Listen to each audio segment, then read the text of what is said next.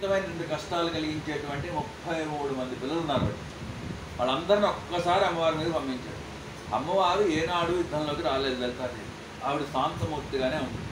ఏ యుద్ధం వచ్చినా మొట్టమొదటి వారాహి, రాజశ్యామల వీళ్ళిద్దరే వచ్చి చూసుకునేవాడు మొత్తం.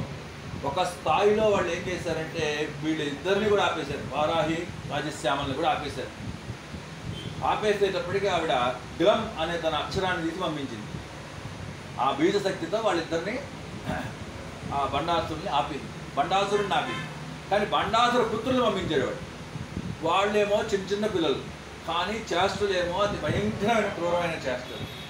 అప్పుడు అమ్మవారు అంత పెద్ద చిన్న పిల్లల మీదకి అంత పెద్ద నేను దేవతని ఎలా వెళ్తానని సందేహంలో పడి వెళ్తాదేవి. అప్పుడు తన పుత్రిక అయినటువంటి బాలాత్రి పుత్రి అష్టవర్ష ప్రాయంలో ఉన్న అమ్మవారు వచ్చింది బయటికి. ఎటువంటి రాక్షసులు అంటే వాళ్ళ యొక్క చేష్టలు అతి భయంకర, రావణ బ్రహ్మ కూడా తగ్గిపోవడం. అంతటి చేష్టామూర్తులే విజృంభిస్తున్నటువంటి 33 మంది బండాసుర పుత్రుల్ని కూడా అమ్మవారు బయలుదేరుస్తుంటే లలితాదేవి కొన్ని భయం వేసింది. చిన్నపిల్ల కదా, వాళ్ళే 33 మంది రాక్షసులు, బాలని ఏమైనా ఇబ్బంది పెడతారేమో అని చెప్పి అనుకుని రాజశ్యామల్ని, వారాహిని సపోర్ట్గా పంపించింది. బాల బయటికి రావడమే బాల వాళ్ళిద్దరిని ఆపేసింది. బయటికి అవసరం లేదని చెప్పి ఆపి ఆవిడ ఒక్కతే బయలుదేరి వచ్చి ఒకే అర్ధచంద్రకారు భారంతో 33 మంది బండాసురుల్ని చంపేసి అమ్మవారు బయటకు వచ్చింది బాల. అటువంటి ఉగ్ర మహోగ్ర ప్రచురైనటువంటి 1000 కాళికలు కలిపితే బాలాత్రి వస్తుంది అమ్మవారు. అటువంటి మహాదశ మహావిద్యలు అపూర్వ విద్యలు అన్నీ ఆవిడలోంచి బయటకు వచ్చినాయి. అమ్మవారు చిన్నగా నవ్వుతుంది లలితాదేవి, నా కూతురు యొక్క శక్తి చూసి.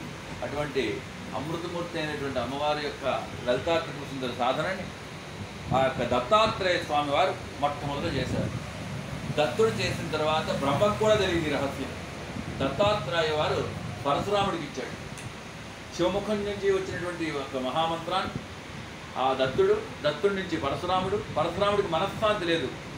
21 సార్లు భూమంత్రాన్ని ప్రదక్షిణ చేసి రాజులందరినీ, క్షత్రియులందరినీ సంహారం చేశాడు కొన్ని కారణాల వల్ల. అయితే ఆ కార్తవీర్యాడు చేసిన పని వల్ల చేయాల్సి వచ్చింది. చేసిన తర్వాత ఆయనకు మనశ్శాంతి లేదు. గొడ్డలు కడిగేసిన తర్వాత మనశ్శాంతి లేక ఒక చోట కూర్చున్నాడు. అప్పుడు మనశ్శాంతికి ఏం చేయాలి అంటే దత్తాత్రేయులు అని అడిగితే బాలాత్రి ప్రయత్నించాడు. బాల చేసిన తర్వాత త్రిపుర చేశాడు. త్రిపుర అనే మనకి స్టేట్ అక్కడే వచ్చింది. ఈ త్రిపుర సంహారం త్రిపురని చేసిన తర్వాత చక్కగా త్రిపుర మంత్రం బాల చేసుకుని శాంతి పడిన తర్వాత ఈ యొక్క శక్తిని అంతటినీ కూడా పనిచేశాడు. మొత్తం పనిచేసిన తర్వాత ఆయనకి భూమి లేదు దానం. దురదృష్టం ఏంటంటే బ్రాహ్మణుని మళ్ళీ కొంచెం దానం ఇచ్చిందో కొంచెం భూమి ఇవ్వంటారని అక్కడ కూర్చొని జపం చేసుకుంటా అంటే ఏ బ్రాహ్మణుడు ఇవ్వలేదు. ఎందుకంటే 21 సార్లు మహాక్షత్రిని తరిగేసినటువంటి కత్తి కలిగినటువంటి వాడికి మళ్ళీ భూమి ఇస్తే ఏమో కాకపోతే మన వేసేస్తాయి ఎవడు భూమి ఇవ్వలేదు. ఇవ్వకపోతే ఆయన ఉత్తర దిక్కు ఉడిపి నుంచి మిగతా భూమి అంతా కూడా స్వయంగా వచ్చిన భూమి కాదు, ధర్మభూమి కాదు, అది ఆ సముద్రం నుంచి తీసాడు ముఖ్యంగా ఆయన. కాబట్టి సముద్రం దగ్గరికి వెళ్తే సముద్రం ఉడికిపోయాడు. ఏం చేయమంటావు అన్నాడు. భూమి అన్నాడు. ఎంత కావాలో నువ్వే నిర్ణయించుకో అన్నాడు. సరే నేను గొడ్డలు విసురుతాను వెనక్కి వెళ్ళు అన్నాడు. వెళ్తే కేరళ అవన్నీ వచ్చినాయి. అక్కడ కూర్చొని తపస్సు చేస్తున్నాడు అడవిలో. చేసుకుంటూ ఉంటే ఈ బాలాత్రిస్వామి వారు ఆయనకు ప్రత్యక్షమై బాలరూపంలో మణికంఠుణ్ణి, బాలరూపంలో ఉన్న దేవతల్ని ఆవాహన చేసి పెట్టాడు. ఆయన పెట్టిన తర్వాత ఈ బాలాశక్తిని నిక్షిప్తం చేసాడే కానీ ఆయన ఇంకా మనస్తృప్తి కలగలేదు. తర్వాత శంకరాచార్యుల వారు శ్రీయంత్రంలో ప్రతిష్ఠ చేసి వెంకటేశ్వర స్వామి దగ్గర అన్ని చోట్ల బాలశక్తిని మళ్ళీ విజృంభం చేశాడు. కాబట్టి ఈ బాలాత్రి అమ్మవారి యొక్క మహాశక్తి ఒకవైపు దశమహావిద్యలు, ఒకవైపు మహాచండమైన ప్రచండమైన విద్యలన్నింటినీ కూడా కలుపుకొని ఏకముఖ గాయత్రిగా రహస్య విద్యగా ఉంది. బ్రహ్మకి కూడా తెలియకుండా దత్తాత్రేయ స్వామి వారు పరశురాముడికి ఇచ్చాడు. పరశురాము మళ్ళా దత్తుడిని అడిగి బ్రహ్మగారు నేర్చుకున్నారు విద్యను. కాబట్టి బ్రహ్మకి తెలియని విద్య ఒకటి ఉందంటే ప్రపంచంలో రహస్య గాయత్రి.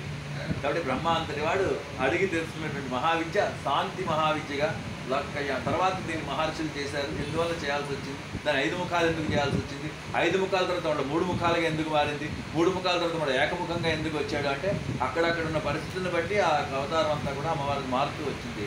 అమ్మవారికి ఎప్పుడు దర్శనం ఇచ్చినా మొట్టమొదటి పుస్తక రూపంలో, జపమాల రూపంలో దర్శనమిస్తుంది. బాగా కళలో, అది కూడా డైరెక్ట్ దర్శనం అమ్మవారికి ఉండదు మ్యాక్సిమం నాకు తెలిసి.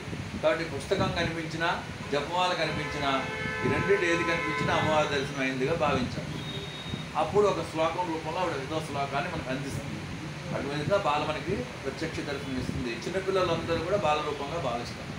లలితా త్రిపుర నామాంతరమైనప్పుడు బాలా త్రిపుర ఇది చేసుకుని చక్కగా ఈ యొక్క వివాహ దిన సందర్భంగా అందరికీ చక్కగా భోజనాలు, బాలా త్రిపుర రహస్యము అన్నీ తెలుసుకున్నారు చక్కగా. జయ బాల.